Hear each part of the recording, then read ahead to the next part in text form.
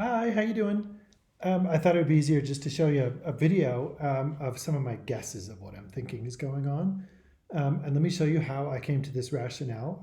For what it's worth, I will negotiate back and forth with you until we get this sorted out, because there should be tons and tons and tons on those topics, right? It's being written about in the newspapers daily, so why not in the databases? Well, let's investigate. So you said you were using PsycInfo. Let's use that as a test case. But this, what we're talking about, should work in all these other databases too. And I love PsycInfo because it's got all those DSM classifications. Oh, I'm already in psychology. I just did a psychology test on myself. I couldn't see the. I was looking above and below the blue. I was right on it. So the experiment that I did is I had a hunch, and you can tell me if this is problematic with negotiating the assignment that you're to do. Excuse me.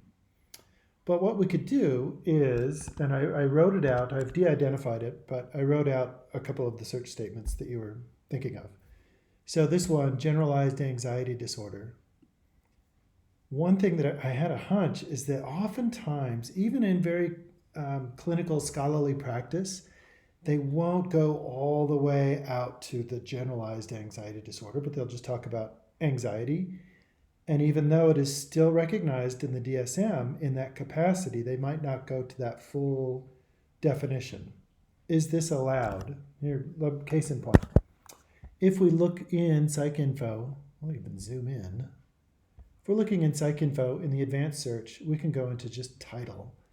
And I could say, I just want to find anxiety disorder. And the reason that I put it in quotes, oh, and here if you look at you, some people might refer to it as GAD. I've never heard of it called as GAD. But look, there's like anxiety disorder, anxiety condition, or anxiety. So what happens if we look in the title of all the articles and publications in PsycInfo looking for generalized anxiety disorder? And I put it in quotes so those search terms stick together so we don't have generalized here and disorder down there. So I'm only looking the title. And I did this search before. So there's 2,155. That's pretty good, but when you start adding extra keywords like meta-analysis and a specific population, things might get muddy and it might disappear. What happens if we just put in anxiety in the title? So we go from 2,000, just looking in the title, we go from 2,000 all the way up to, drum roll, 60,000. That's an exponential increase. I would suggest that we might be in better shape doing a statement like this. We could do anxiety. Well, it's going to grab generalized anxiety disorder as well. But what you could do, if you wanted to emphasize that anxiety was a major part of the article, you could search just in the title, and you could just, you could just search in the subject headings as well. Or maybe sometimes it's called keyword. Oh, here we go, mesh. That's for medical. Oh, here we go, subjects. So let's do an experiment. So we're going to keep anxiety in the title, but then we're going to look for LGBTQ and adolescent. I'll go down to the next one. LGBTQ. And I'm going to do a star. Actually, I'm going to get rid of the Q and I'm going to do a star. What LGBT star means is it's going to get LGBT. It's also going to get LGBTQ. It's also going to get LGBTQ plus, and all those different iterations that we might not know. So that's like an or statement, LGBT or LGBTQ. That's a wild card. So we can leave that there. And that could be, you could put that in the subject heading as well. I don't think that one's as necessary as the first one, the diagnosis. And then the next one, I've done a lot of this in the last couple weeks. Adolescent. So we could get adolescent or adolescents. And let's see what we get here. Are we going to get something relevant? You get to tell me. Oh, there's only 5. There's only 5 articles. So let's go from title to subject. I like going into the advanced search because you can mess with things on a granular level. Ooh, there's 15 if it goes into the subject. That's really good.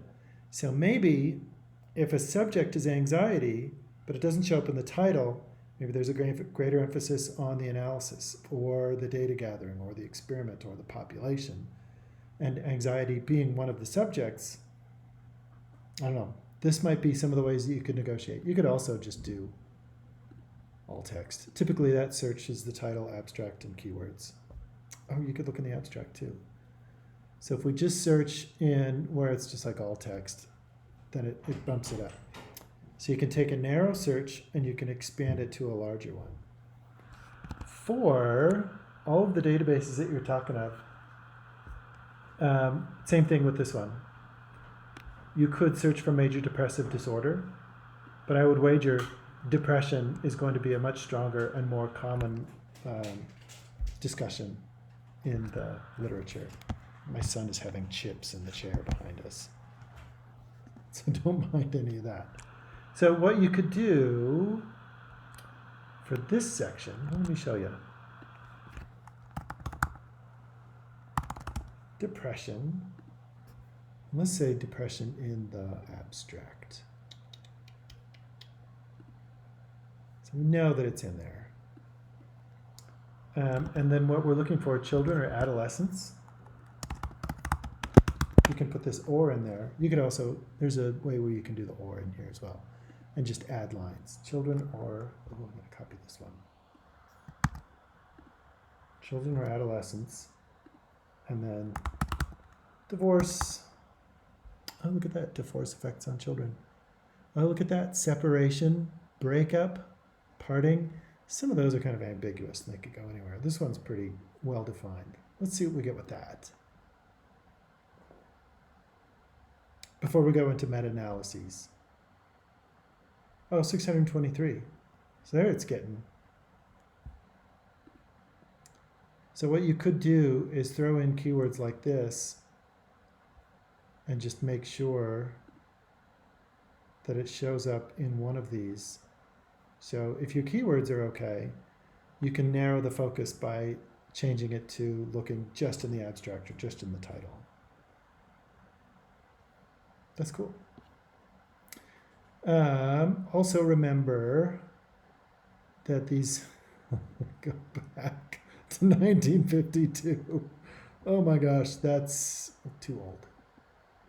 So that's another way where you could narrow it down.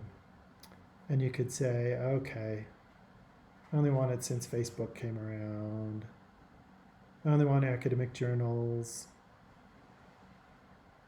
And that might help you get around it.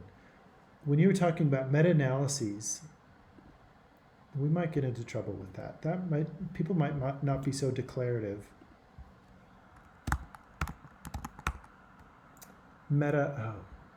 Oh, it's a meta-analysis or systematic review.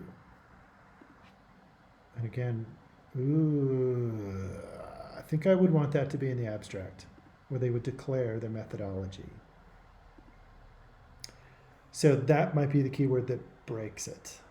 Yeah, there's only one.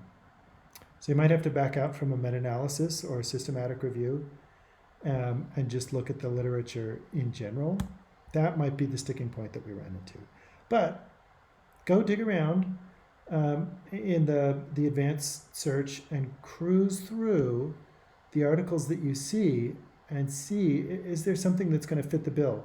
When you need to find 10 articles, you should be able to find those.